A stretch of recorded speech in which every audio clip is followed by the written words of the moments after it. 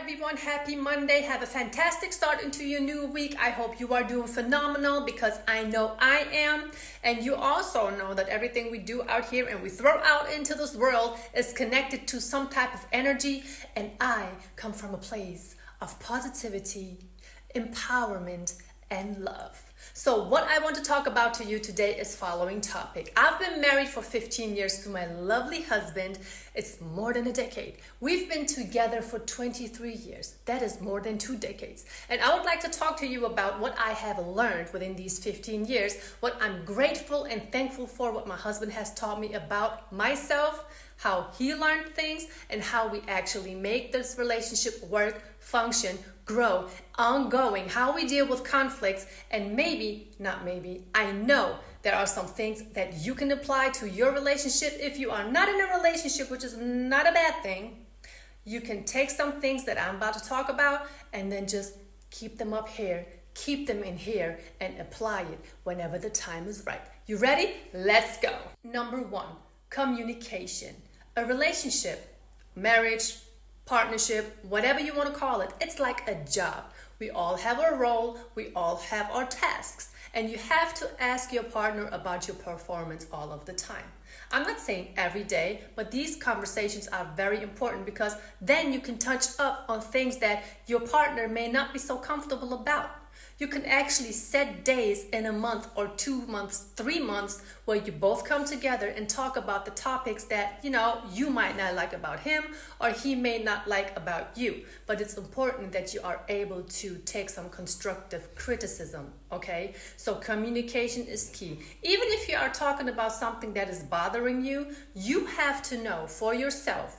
For one, stop being so emotional, because when we are emotional, we rather just say things that we don't mean to say at the end of the conversation instead of actually saying what we meant to say. So if you don't know what you are expecting out of a conversation that you are about to have, especially with your partner, don't expect any results or don't expect anything to change. Be clear about what you want. Be clear about how you feel. Be clear about the words that you are using to describe how you feel. If you don't know how to communicate, then you don't know how to master the basics in a relationship. That's number 1. Number 2 is patience. I know a lot of ladies out there, you think that you deserve a well-established man. That man has to be emotionally healed. He has to be well-established as far as his finances. You want him to be well-trained. You want him to make 6 figures, be 6 feet tall, and all of these good things. But imagine you can actually have the patience to support that man. Let's say he's overweight. You're helping him to get to the next level. Not even only looks-wise. We're talking about his health. Imagine you can actually support a man to get healthier. Imagine that. Imagine you can help him to reach the next milestone, to get a degree, to get a promotion. To be actually able to emotionally connect to you because you are just sitting there having constant conversations with your partner about things that he may have went through in his life. It's not always about us. It's not always about our trauma. We are so quick to get on the internet and scream about and cry about and bitch about the things that we have went through. Can men do that? No. Do they have anyone that they can turn to and talk to about certain things? Not that I know of. So imagine you can have the patience to grow such a bond with that man that you can actually support him. But I know a lot of you ladies don't have that. So patience is number 2. Number 3 is discipline. I always say that motivation gets a person to start doing something, but discipline will continuously carry you through doing something. Okay? So if you are committed to somebody or something, you have to show up every single day. If you are disciplined enough, you know how to show up and you know what is necessary to do to keep a relationship functioning. Of course, this goes both ways. I don't want to put everything on women, but it's us women that are more demanding than men. That's a fact. Scroll the internet and you will find out. But if you are not disciplined and you start to feel unhappy in your relationship, women tend to look for their happiness in other men outside of their own relationship. What happens? They start cheating because that other man makes them feel special. That other man makes them feel wanted, desired. They make them feel sexy again. That's why so many women have work husbands, gym buddies that they are way too buddies with. But why is that? Because you lack in discipline. If you will be disciplined enough to stay loyal to your man and discover the fact that your man is not responsible for your happiness, then it would never be an option to look for happiness elsewhere. Stay disciplined.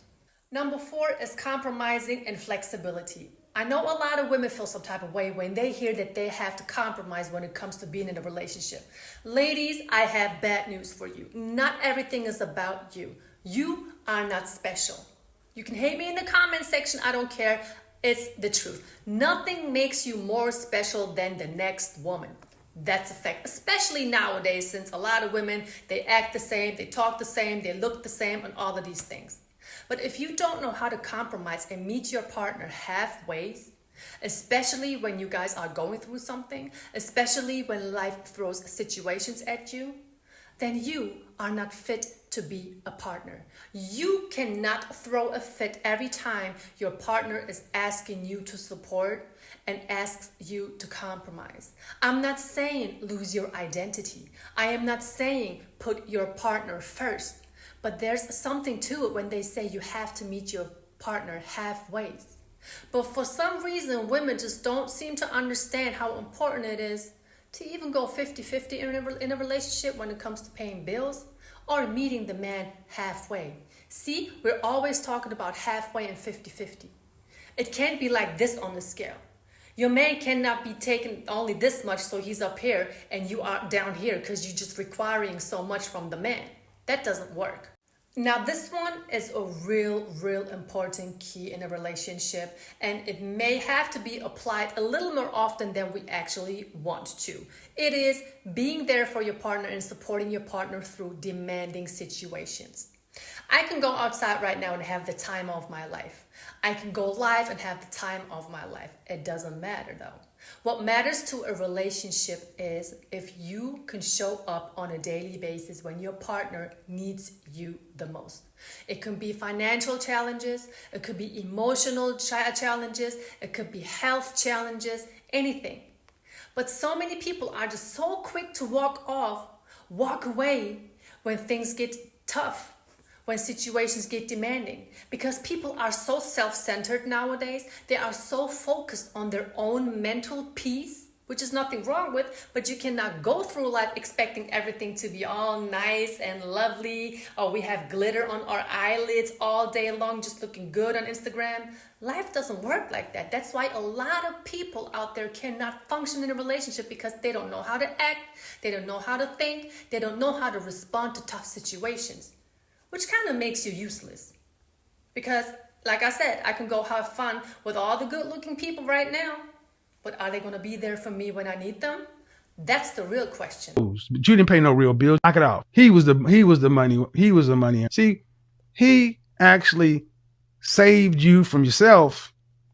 And then when he got sick, are you a Christian? No. Where'd you get married? We got married at a courthouse. And what vows did you use? Sickness and in health. So that was what the general vows. The general vows from the Bible. If that's where they get them from, then yeah. Well, you know where they get them from. You're a married woman, and you said them. And then when he got sick, you bailed. No, I did not. But I hear what you're saying. No, you did. You just don't want to hear it that way. You left. You're sick. No, I did. You divorced your cancer suffering husband. I don't wish that upon nobody, but what this woman just explained and what Kevin Samuels broke down is exactly what I'm talking about. This can happen to anyone. Sickness doesn't know no age, it doesn't know no wealth, it doesn't know no name, no status, no followers on Instagram, since all of that is so important to a lot of people nowadays. When it hits you, it gets you. And if you don't have a supporting partner by your side, I'm just talking about partner, family is a whole different story right now, then who can you count on? Who can you count on if you cannot count on the person that is supposed to help you through sickness? I don't have nothing else to add to that. If I can trust on my partner while I am going through it and I am sick and I need medical attention, I can't make phone calls, I don't feel well, I have to go through emotional changes, physical changes, all of these crazy changes during therapies and everything, who am I supposed to count on? If you're being left alone in that situation, I understand when people say, I don't need a man, I don't need a wife, whatever. I can do this on my own. Because these are life situations where you actually depend on the person that you are with. And when you are left alone in these situations, that's when I'm like, okay, cool. You don't need a partner. You got this by yourself. What this woman did was evil, pure evil. Different forms of intimacy. When we talk about intimacy, many of us are always talking about physical intimacy. Yes, nice and all of that, but that is something that anyone can provide to a person. Intimacy comes in different forms and shapes. Intimacy can be expressed by you caring about your partner. You're actually sitting down listening to your partner. You're actually helping him through tough times. You're actually strengthening your bond by being there for him when he needs you the most. You can sit there and have a deep conversation about something that he may not want to open up to you about. You know, I know a lot of men have such trouble speaking about their emotions, speaking about their trauma, because they have never learned to trust anyone. All they talk to is themselves and the Most High if they were into praying. But if you're a woman and you can actually connect yourself to your man to the point where he's able to sit down and talk to you about certain things, knowing you will not carry his secrets out onto the world, even when times get tough, that's a different level of intimacy. When you can provide something to your man that any other woman cannot, that's an intimacy that you will have with your man that no other woman can ever break. I promise you that. Those are basically a couple of points that I wanted to touch up on that help myself and my husband to continue our relationship, our marriage, and carrying it on. We don't even celebrate our anniversary. We celebrate life on a daily basis. I don't ever pressure my husband, go get me a Valentine's Day gift. Go get me a gift for my birthday. Don't get me a gift for Christmas. We don't celebrate Christmas anyway, but still, I don't pressure him to do any of that. My husband is being himself all the way that he wants to be, because that's what I want for him and that's what I want of him. Him being himself, which is another thing that ladies really need to learn. Since you are so independent, why do you expect that man to go out there and buy you a gift so you can just turn around and don't even like it? Or so you can just turn around and show your peoples on Instagram what he got you? All of that is shallow. It doesn't mean anything. I bet my life that so many men don't even want to get out there and buy a stupid ass Valentine's Day gift because a calendar says so. If my husband, and that's what he does, he goes out and buys me little things when he wants to.